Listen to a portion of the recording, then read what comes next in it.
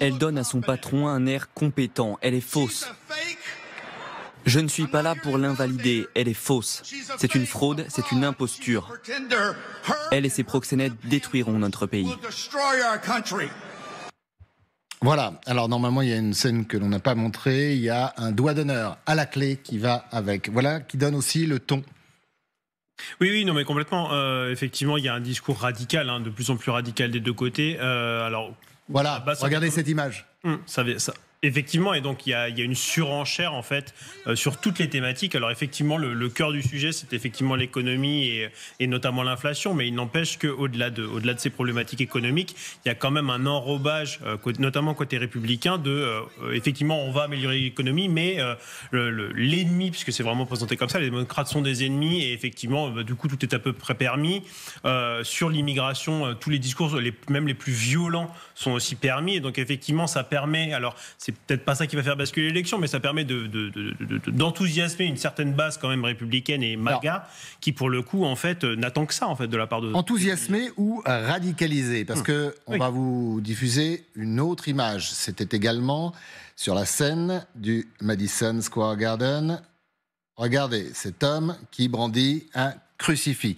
Et fin de semaine dernière, Donald Trump a, Grégory, beaucoup parlé aux chrétiens, se lançant même dans une croisade contre qui on ne sait pas, ou du moins on le pense, mais ça donne quand même un ton à cette campagne. Et surtout, au-delà de la campagne, parce que tout ça, c'est pas gratuit, on est bien d'accord. Donc cette Amérique, elle existe, cette Amérique divisée, cette Amérique fracturée, elle existe.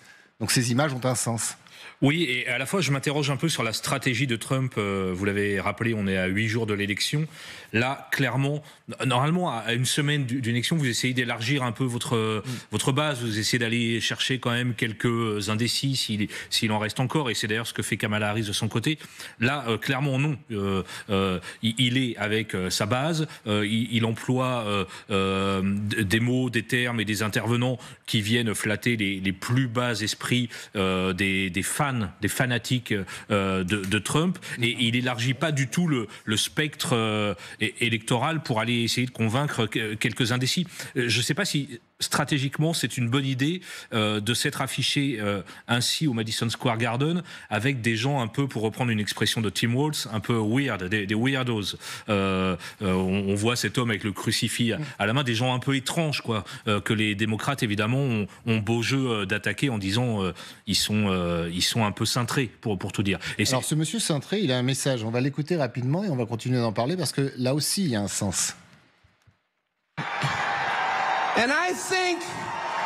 Et je pense que le président Trump, dans ce qu'il a vécu, sait que Jésus-Christ est roi.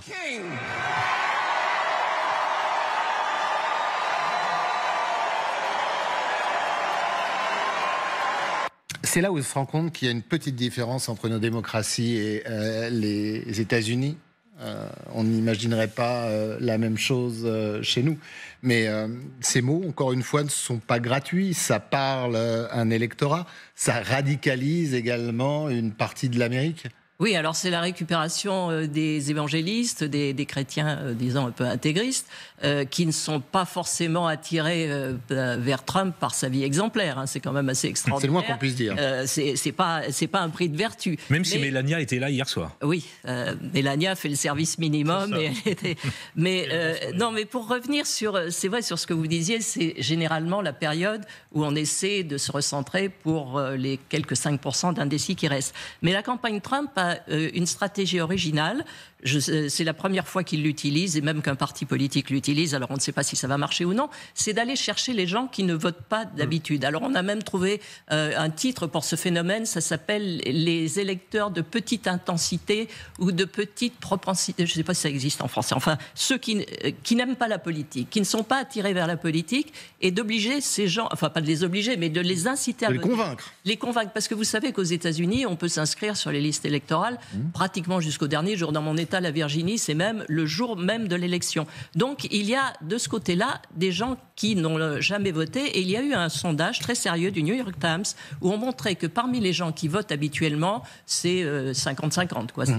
Mais parmi ceux qui ne votent pas, c'était 9 points d'avance pour Donald Trump. Donc ils sont en train de ratisser à la marge de gens qui, n'étant pas attirés par la politique traditionnelle, peuvent peut-être être attirés par le cirque. C'est les jeux du cirque. Être prêt à tout. Le problème, c'est que tous ces gages, il va falloir les payer, ou en tout cas, ces dettes, il va falloir les honorer dans quelques jours. S'il est élu, non? Bon, vous avez déjà vu tenir les promesses électorales? Je ne sais pas. Je ne répondrai pas. Je crains d'être d'accord avec vous. Ulrich, sur cette succession, c'est comme des cartes postales, en fait, envoyées par Donald Trump. Mais ces Américains, ils existent parce que derrière cet homme au crucifix, il y a une chose. Derrière ce millionnaire ou milliardaire qui finance sa campagne et qui brandit son doigt levé en direction des démocrates, il y a quelque chose aussi. Oui, il y a quelque chose. Alors après, effectivement, il y a une part de show qui est consubstantielle avec Donald Trump et d'ailleurs on le voit dans ses meetings, lorsqu'il ne fait pas le show, les gens s'ennuient en fait. Donc effectivement, les gens, je pense qu'une bonne partie des gens qui sont venus au Madison Square Garden sont venus pour voir un show. Et donc ils ont eu ce qu'ils ont eu pour leur argent, mais effectivement, au-delà de ces discours, il y a quand même une partie de la base, comme vous l'avez dit, une partie de la base de Donald Trump qui partage pas complètement ses idées. Alors ça peut être par briques, ça peut être effectivement des évangélistes qui envisagent que Donald Trump a été touché par la grâce lors de son assassinat. Ça peut être des gens. Il y a quand même, pardon, juste hier, je regardais un exceptionnel reportage aux 20h de TF1, voilà.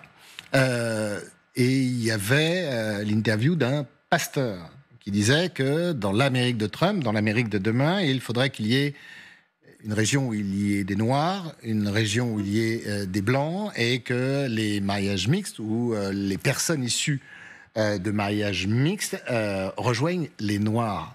Enfin, quand on flatte ces gens-là pendant des semaines et des mois, il en restera quelque chose. Ça va être difficile pour qu'ils cohabitent. Mais d'autant plus que, en fait, ce sujet de l'immigration est vraiment un sujet clé, en fait, pour une bonne partie des gens qui sont derrière Donald Trump. Stephen Miller, qui est l'un de ses maîtres à penser, on va dire en tous les cas l'un de ses principaux collaborateurs, en fait, c'est quelqu'un qui est fondamentalement raciste. Enfin, on peut le dire, il n'y a pas besoin de tourner autour du pot. Et cette personne-là, effectivement, estime qu'il faut déjà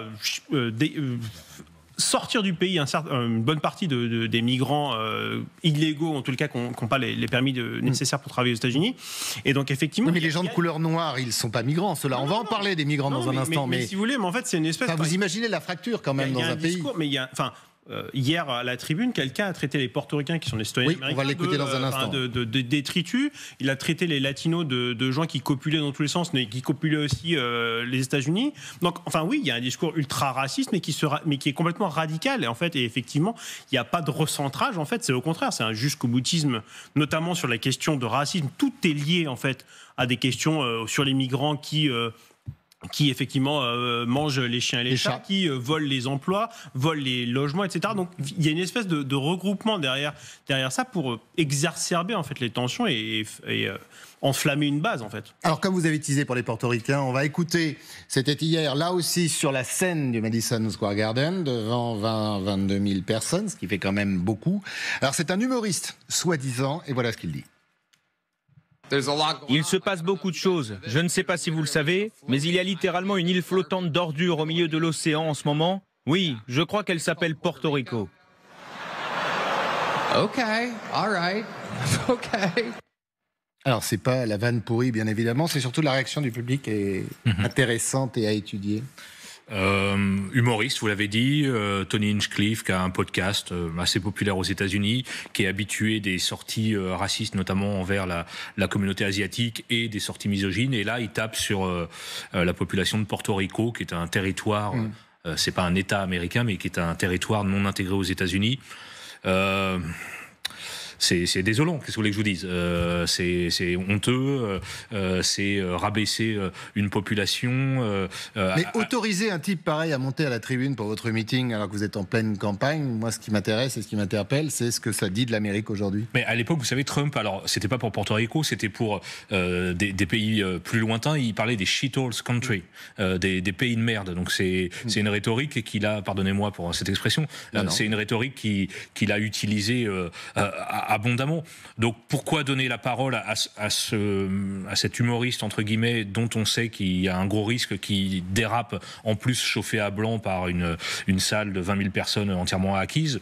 Est-ce que c'est une stratégie? Est-ce que c'est un accident? Honnêtement, j'en sais rien. Votre analyse sur cette Amérique, ces deux Amériques, parce qu'il y a une élection, il y aura un résultat, on va en parler bien évidemment, et après il va falloir que ce pays avance. Je ne sais pas si la notion de ensemble vaut quelque chose aux États-Unis, mais comment ça va se passer quand vous chauffez à blanc, comme vient de le dire Grégory, à ce point des Américains, alors qu'aujourd'hui on sait qu'ils ne se parlent plus, même plus par réseau social interposé d'ailleurs. Enfin pas tous, hein. Moi je vous assure que je parle à tout le monde et que tout le monde autour de moi parle. Non mais, oui, mais je veux pas sans arrêt citer mon livre, mais je suis un peu là pour ça. Mais il y a un des chapitres qui s'appelle « Il ne faut pas crier au feu dans un théâtre bondé », ce qui est d'ailleurs une parole célèbre d'un juge américain qui a condamné quelqu'un pour avoir incité à la violence. Et c'est vrai que quand on dit que la moitié du pays est là pour détruire l'autre et réciproquement, ça finit par avoir des résultats navrants. Vous avez aux États-Unis quand même énormément d'attentats politiques, dont 2 d'ailleurs contre Donald Trump, qui fait que si vous chauffez effectivement des esprits qui sont simples, et je maintiens que ça s'adresse quand même à une minorité de la population américaine, ne serait-ce que 20 000 personnes, c'est impressionnant, mais on parle d'un pays de 330 millions d'habitants. Et pardonnez-moi Anne, et à une minorité de l'électorat républicain. Enfin, les gens qui sont au Madison sûr. Square Garden, je pense, et vous connaissez encore mieux ce pays que moi, ne sont pas entièrement représentatifs des millions d'électeurs républicains qui vont voter. Pas du tout. Si on prend les chiffres, les républicains, c'est 30%, un peu plus de 30% de la population. 30% de démocrates, ce qui veut dire que par définition, vous avez un grand tiers de gens qui ne sont ni l'un ni l'autre. Déjà, il faut savoir ça. Donc ces gens flottent au milieu, ils sont atterrés par ce qu'ils voient, vraiment atterrés. D'ailleurs, l'équipe de Trump, l'équipe de campagne, vient de faire savoir qu'elle désavouait cet humoriste qui parle de l'île de Porto Rico comme d'une poubelle. Vous voyez, ils nous ont entendus. Donc, et vous avez parmi les républicains, mais vous avez une partie des républicains qui désavouent Trump, qui vont ne pas voter ou voter pour d'autres candidats, parce qu'on oublie toujours qu'il y a des candidats tiers. Moi, quand j'ai voté, il y avait 6 candidats. Bon, ils vont faire, le meilleur va faire peut-être 1%, un pourcentage de points. Mais je ne pense pas que la population américaine, comme je le disais, compte beaucoup sur des valeurs qui ne sont pas politiques. Il se trouve qu'au moment des élections, elle est prise dans cette espèce de dualité, puisque pour voter efficace, il faut être démocrate. Mais vous ne sentez pas une radicalisation de cette Amérique? Si, bien sûr. Écoutez, ça fait 8 ans que j'écris sur Donald Trump en disant qu'il est un mauvais exemple pour le reste du monde. Alors là, vous prêchez une convaincue. Mais en même temps, je ne suis pas convaincue. Oui, mais ça finit. Vous le dites, pardon de vous interrompre, mais ce venin ou ce poison, il finit par se distiller et il finit par atteindre les Américains, atteindre ses cibles. Oui, mais c'est pas vraiment nouveau parce que c'est quand même un pays qui a démarré, enfin qui existait depuis un demi-siècle lorsqu'il y a eu une guerre civile qui, en termes de population d'aujourd'hui, ferait 6 millions de morts, dont en termes, si on met en rapport avec... Mais aujourd'hui, certains en parlent de cette guerre, de se dire il est possible, et pourquoi pas, au vu de la tension dans ce pays, que la chose puisse, je dis bien puisse être possible. Non, je ne pense pas. Non, je n'y crois pas parce que j'ai vu, par exemple, le pays très divisé au lendemain de l'élection de 2020 avec le 6 janvier, enfin, etc., etc. Moi, un mois après, je veux dire que la société américaine fonctionnait normalement. Il n'y avait pas d'émeutes dans les rues, les gens ne descendaient pas dans les rues. Comme je l'ai dit, les Américains, on a dit qu'ils devenaient fous tous les 4 ans au moment de l'élection, et ça se vérifie particulièrement cette année. Les élections sont un processus extrêmement divisif parce que ça coupe le pays en deux. Mais généralement, les États-Unis ont des valeurs communes sur lesquelles ils se retrouvent.